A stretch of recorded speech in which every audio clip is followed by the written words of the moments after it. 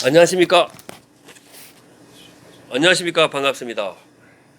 저는 일본 정치와 외교, 특히 일본의 대미 동맹역에 대한 논문을 써왔고, 또 두 번째로 북한의 핵무기 개발에 대한 저서를 편찬한 적이 있는 엄호건 박사입니다. 저는 일본에서 약 4, 5년간을 거주했습니다. 대학에 동경도립대학의 법학부를 나와서 개요대학을 공부했고, 그리고 筑波 대학에서 박사 과정을 했습니다만, 저는 일본의 정치 외교에 대해서 아는 것이 곧 저희 한반도 정세를 이해하는데 가장 중요한 핵심적인 요인이라고 분석하고 있고 평가하는 입장이 있습니다. 오늘은 현 일본의 아베 신조 내각에 대해서, 특히 아베 신조 내각에 대해서 말씀을 드리고 싶습니다. 아베 신조 내각은 1차 아베 내각이 있었고, 그 다음에 2012년부터 제2차 아베 내각에 의해서 지금까지 개성되고 있습니다. 그래서 오늘은 아베 내각의 전반부에 해당되는 아베 제1차 내각에 대해서 말씀을 드리겠습니다. 아베 내각은 기본적으로 말씀을 드리면, 아베 1차 내각은 아베 외에 조부에 해당되는 기시 노부스케라는 아주 대단한 극우 울트라 윙에 속하는 정치 노선을 계승하고 있다는 것입니다. 아베 신조는 자기의 외 조부에 해당되는 기시 노부스케 정치 사상을 많이 이어받았습니다. 아베는 자기 외 조부의 기시 노부스케와 작은 외 조부인 사토 에사쿠라는 노벨상을 받은 수상이었죠. 그리고 친아버지인 아베 신타로가 외무부 장관을 했습니다만, 이런 명문 정치적인 가정에서 태어나서 이 사람은 남보다 빠르고 또 강력하게 정권의 수반에 등극할 수가 있었습니다. 그런데 아베를 이해하기 위해서는 아베의 원점이라 볼 수 있는 기시 노부스케, 자기 외 조부의 정치를 이해를 해야 됩니다. 기시 노부스케는 상당히 극우적인 사상을 갖고 있었지만, 기시 노부스케는 야마구치 현에서 태어나서 아베 신타로에까지 대대로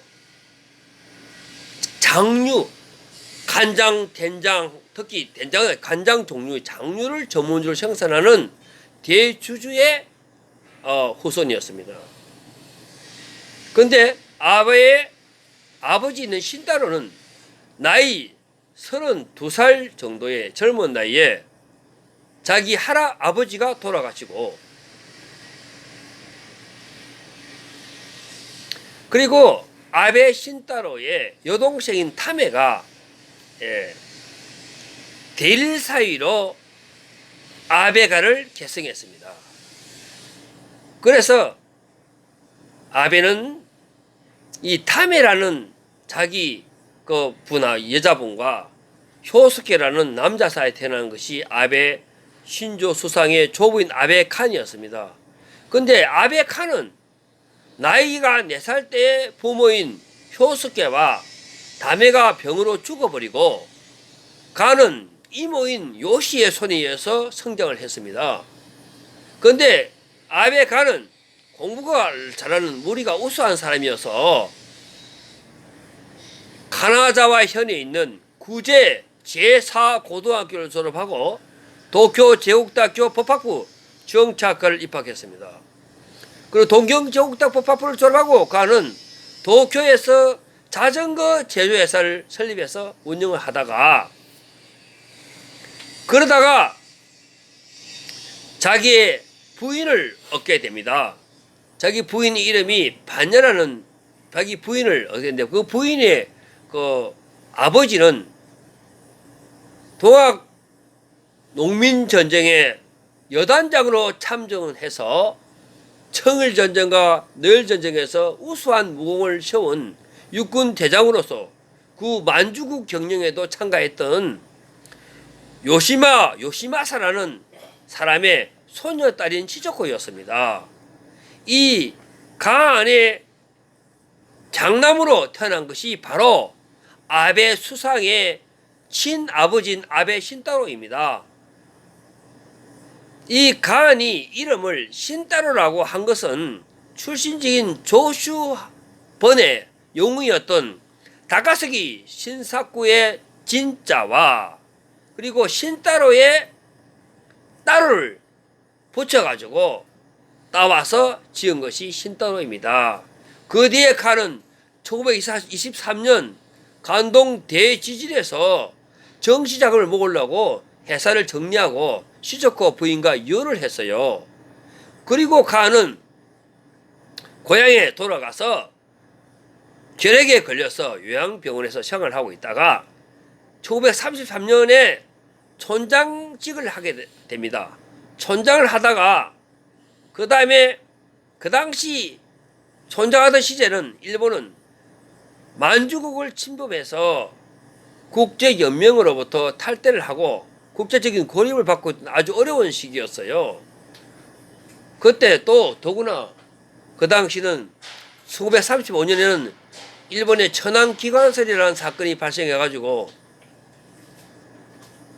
그리고 그 다음에 226 구테타 군부 구테타 사건이 발생해서 일본이 군부 파쇼 정권이 거의 완성 단계에 이르게 됩니다. 그리고 1937년에 노구 사건으로 인해서 중일 간의 전쟁이 발발해가지고 이렇게 어려운 시기를 지나고 있었는데 이러한 상황에서 가는 촌장직을 하면서 야마구치 현에서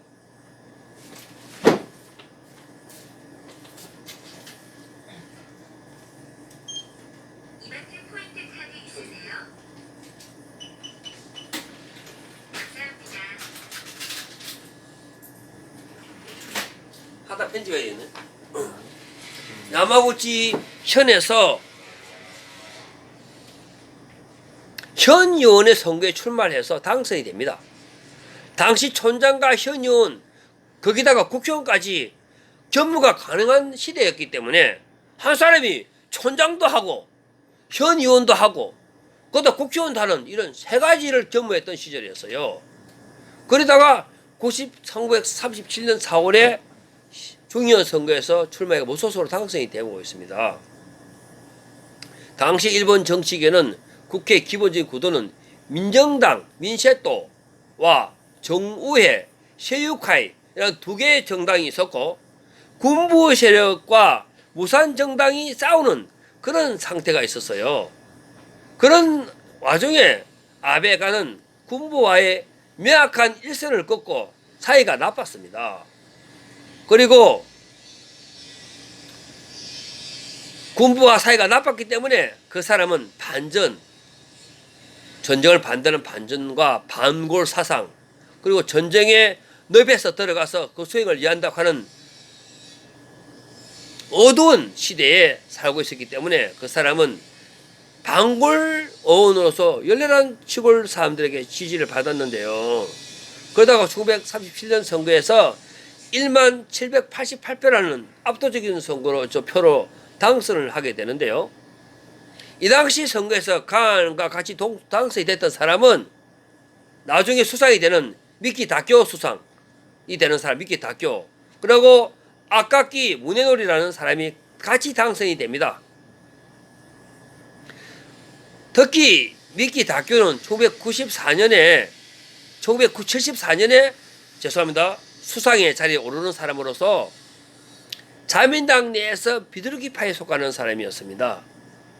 또 동기인 아카키는 60년 미일 안전보장조약을 개정할 당시에 그 당시 방위청 장관을 해서 아베 신조의 할아버지인 기시 수상으로부터 자위대 출동 명령을 받고 거부한 것으로 유명한 사람입니다.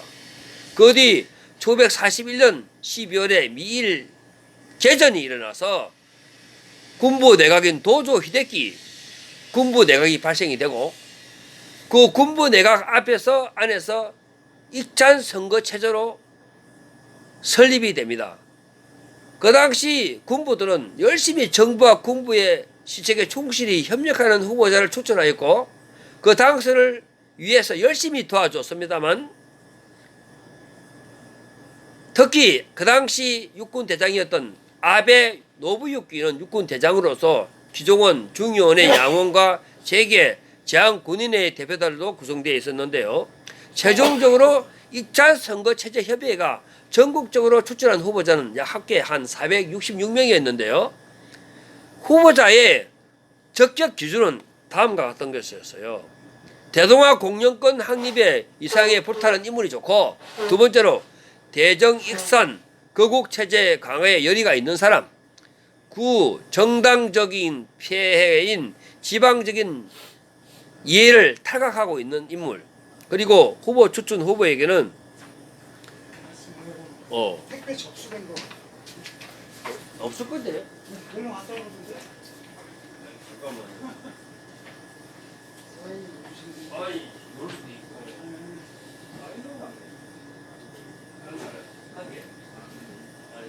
죄송합니다. 예, 어서 오세요. 예? 껌 여기. 이게 얼마예요? 얼마 하겠어요? 껌값이 1,000원인가요? 어떻게 잘 찍으시죠? 정확합니다. 껌이 제일 싸시는데 너무 1kg 씌울 거 아닙니까? 지금 다 먹겠죠? 하나씩 돌리면. 아, 그럼 없지. 혼자 지금 일주일 전. 고맙습니다. 아이고. 어쨌든 간에 그 당시 아베 신조의 할아버지인 가는 도조 내각에 정면으로 도전을 했기 때문에 추천을 받지 못해가지고 무소속으로 출마를 했어요. 그래서 가는 사복을 입은 헌병대와 특고 경찰의 미행을 받고 감시를 받으면서 선거운동을 했고요. 경찰은 24시간 태세로 가한을 표적으로 삼아서 그 사람을 뒤로 추적하고, 그리고 당시 17살이었던 아들 아베 신타로, 즉 아베 신조의 아버지를 집요하게 신문할 정도였습니다. 특고 경찰과 헌병의 가혹한 감시와 협박을 받은 정말로 고뇌스러운 선거전이었죠. 자금이 엄청 부족했으나 그러나 가한에 대한 시골 촌민들의 두터운 지지는 변함이 없었고요. 그래서 그 어려운 역경 속에서 가한은 추천을 받은 사람들과 이겨서 결국 당선을 하게 됩니다. 그 당시 익산 선거를 비추천으로 싸웠던 정치가들이 전후 일본 정치 주역을 담당한 것은 틀림이 없었죠. 그 얼굴들을 다시 한번 보면은 나중에 수사해야 되는 하토야마 이치로, 또는 또 수사해야 되는 일본 예무성 출신으로서 게오대학 교수를 거쳐서 수상을 한 아시다 히로시, 그 다음에 미키 부기치, 니시오 스에이로, 고노이치로, 오노 반복구, 가타야마 데츠 사회당 수상이 됩니다만, 그리고 니카이도 소스무, 그 다음에 자민당 니두기 파인 하토 파인, 미키 다쿄, 이런 사람들이 포함되어 있었어요. 특히 미키 다쿄의 처는 무초코 여사는 생전에 미키와 엄청 친했던 가한에 대한 에피소드를 많이 남기고 있습니다. 가한은 심야 중에 특고 경찰의 눈을 피해서 미키 집으로 들어왔어요. 배가 고파요. 배가 고파 죽겠습니다. 하면서 가는 밥을 달라는 가한에게 미치코는 주먹밥을 준비해 가서 대접을 했고요. 미키와는 전쟁을 피하려면 어떻게 해야 하면 좋을까 하는 의견을 서로 나누면서 다시 컴컴한 어둠 속으로 도망치는 그런 시대였습니다. 그러다가 패점이 다음 40년 52세의 나이로 가한이 죽어버리는 것을 보고 굉장히 많은 고통을 겪었습니다. 특고 경찰의 눈을 피해서 미키 댁으로 와서 상담을 마치고 재차 어둠 속으로 사라졌다는 가한의 모습도 인상적이지만 전후 평화체제를 구축한 것도 가한과 같은 사람들의 노력이 있었기 때문이 아닐까요? 라는 무츠코 여사의 지적에 정말 수긍하는 면이 많습니다. 1945년 패전 얼마 전에 가은은 건강이 나빠서 병사를 했습니다. 그때 기시노부스케가 가은에게 병문안을 왔어요. 기시노부스케는 아베 신조의 외조부님이죠. 기시가 도대체 가은을 왜 방문했는가? 익산 선거 때 상공상이었던 기시는 익산 선거 협의체 추천 후보로 야마구치 2선거구에서 출마해서 최다수 득표를 했던 당선이 됩니다. 반면에 가은은 비추천 후보로서 이웃인 야마구치 1수구에서 겨우 당선이 되었으니 입장은 서로 반대였습니다. 그러나 기시의 신변에 대한 중대한 변화가 찾아왔어요. 44년 7월에 일본의 패배를 결정적인 사이판 함락을 둘러싸고 도조 수상과 기시 상공상 사이에 발생한 불협화음이었습니다. 사이판이 미국의 손에 떨어지면서 일본 본토가 B-29기의 폭격기에 공격 사정을 들어갔다고 생각한 기시는 대미 전쟁은 그만하고 조기 종전을 주장했습니다. 도조는 성전 계속이라는 방침을 바꿀 생각을 하지 않고 끝까지 투쟁하겠다는 방침을 고집하였기 때문에 기시에게 사직을 제청했지만 기시는 그것을 거부하여 내각 내에서 불일치가 나타나서 도조 내각은 붕괴하게 되죠. 도조 내각을 총사직으로 몰고 사직하고서 고향인 야마구치로 돌아와 야마구치 각지에서 유세하다가 가한을 방문한 것입니다. 철저한 현실주의자로 반도조 방향을 바꾸어서 제로 돌아온 기시 입장에서 뿌리부터 반도조 군부인 가한과 함께 공투할 수 있다는 생각을 계산했습니다. 아니면 동양 출신으로 정치를 지향하는 사람으로 동경제대에 지나간 엘리트 동지라는 동경심을 느끼는지도 모르겠어요. 어쨌든 기시는 당시 48살, 가한은 50살이었습니다. 두 사람은 나중에 자녀들이 서로 부부가 될 거라고 생각하지 못했습니다. 가한의 외아들 신따로와 기시의 장녀 요코가 결혼한 것은 그로부터 6년 후인 1951년이었습니다. 신따로와 요코 부부는 그 뒤 3명의 자녀를 두었는데 사람이 바로 아베 신조 수상입니다. 신따로는 진학한 제6고교 오카야마에 있는 제6고교를 거쳐서 동경제대 법학부를 입학을 결정했으나 해군의 항공대에 지원 입대해서 생도대장으로서 지명된 신따로는 스스로 특공부대를 지원했습니다. 신따로의 친모는 가한과 연한 뒤 재혼하였지만 기력으로 1930년 6월에 실로 젊은 나이인 31살에 사망하게 됩니다. 1945년 봄 병상에 아버지 가한에게서 이 사실을 들었을 때 충격은 엄청났으나 신따로에게는 언제까지나 충격에 잠겼을 이유가 없었습니다. 자신도 곧 특공으로 바다의 말 부서기로 사라질 운명의 직면에 있었기 때문이죠. 해군의 시가 항공대에 입대하고 있던 신따로는 이미 수중 특공 훈련도 받고 있었습니다. 병상의 아버지 가는 시조코의 죽음으로 처음으로 신따로에게 이야기를 하면서 다음 같은 충고를 잊지 않고 얘기했습니다. 이 전쟁은 곧 일본이 망하게 될 것이야. 그렇지만 패전 후에 일본은 걱정이다. 젊은 힘이 필요하다. 허무한 죽음은 하지를 마라. 그 말을 대로 45년 8월 일본은 패전하게 되어서 가한이 말한 대로 험한 죽음을 신따로는 겨우 면할 수 있었게 되었는데 즉시 제대가 되어서 도쿄대학에 복학해서 그리고 나서 가한은 40년 1월에 심장마비로 죽게 됩니다. 이어서 자신을 키워준 큰 이모 요시에까지 86살로 사망이 되자 신따로는 겨우 22살의 어린 젊은 나이에 육신을 전부 잃게 되는 천의 고아에 빠지게 됩니다. 신따로는 대학에 들어가서 국제정치학, 외교사, 정당정치학사를 공부하고 언젠간 부친의 뒤를 이어서 곧 정치에 투신할 것이라고 마음을 굳히고 있었습니다. 49년에 졸업하고 마이니지 신문사에 입사해서 정치부 기자로서 젊은 날을 보내고 있었습니다. 입사 후에 2년째인 51년 5월에 기시의 장녀인 요코와 혼인을 하게 된 것이죠.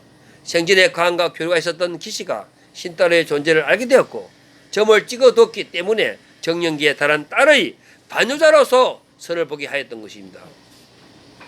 기시는 아베 기시는 아베를 훌륭한 사람이라고 존경하였고 정치가로서보다는 인간으로서 훌륭하다고 생각했습니다. 그러나 정치의 입장은 서로 달랐습니다. 사상 신조는 상관없이 그 사람이 아들이라는 점에서 아베 신타로에게 반했기 때문에 가한의 아들이라고 좋다고 생각한 것이죠. 어쨌든 신타로와 요코의 혼인은 기시가 주도한 중매 결혼이었으며 소아의 요괴에 해당되는 규바츠에 연결되어 있었습니다. 신타로의 인생도 기시의 동정에 맞춰서 급변전했습니다. 50년 12월에 만 20살을 그만두고 이시바시 내각의 외상이 된 기시의 비서관이 되었습니다. 이어서 기시가 수상이 되자 수상비서관으로 1958년 5월에 총선거에서 야마구치 1구에서 출마해서 34세의 나이로 첫 당선을 하게 됩니다. 그는 부친인 간과 장인인 기시의 위강을 한몸에 바꿔서 정계에 입문해서 마치 삼루 베이스에서 서서 태어난 것 같은 전신성을 맞이하게 됩니다.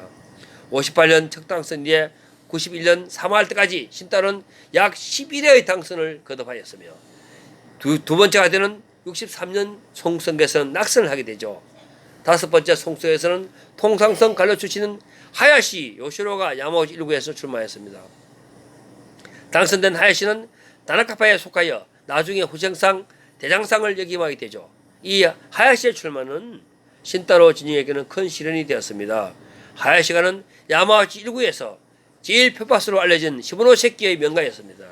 운수사업을 중역으로 하여 20개의 회사에 달하는 엄청난 산된 교통을 소유하고 있었고 야마구치 합동가스라는 유력 기업도 장악하고 있었습니다.